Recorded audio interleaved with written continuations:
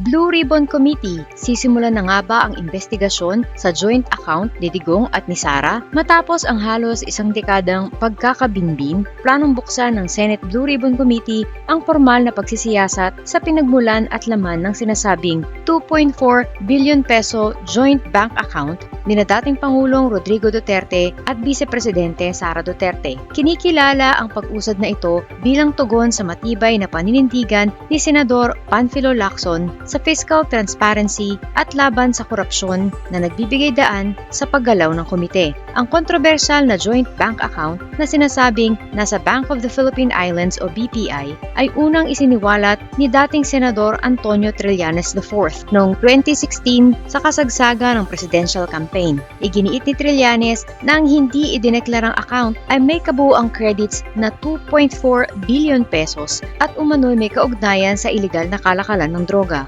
Ang alegasyon ng unexplained wealth ay matagal nang hindi natutugunan na nagdudulot ng patuloy na pagdududa sa tiwala ng publiko. Kamakailan, hininga ng waiver si Duterte ng House Quad Committee upang siyasatin ang account. Subalit, tumanggi ang dating Pangulo. Iginiit niya, ang problema yung bank account ko, hindi akin lang yan, pati sa asawa ko, kaya hindi ko maaaring talikdan ang kanyang karapatan sa secrecy. Hindi tinukoy ni Duterte kung ang tinutukoy niyang asawa ay ang kanyang illegal na asawang si Elizabeth Zimmerman o ang kanyang longtime partner na si Cielito Hanilet Avancenia na lalong nagpalabo sa kanyang depensa. Gayunpaman, binasag ng mga pagsusuri ang pahayag na ito. Pinatunayan ng mga pagsusuri batay sa mga deposit slip na iniharap ni Trillanes na ang katuwang sa joint account ay ang kanyang anak na si Vice Presidente Sara Duterte at hindi ang kanyang asawa. Ang pagtatangkang ikubli ang tunay na katuwang ay nagpapatindi lalo sa panawagan para sa investigasyon.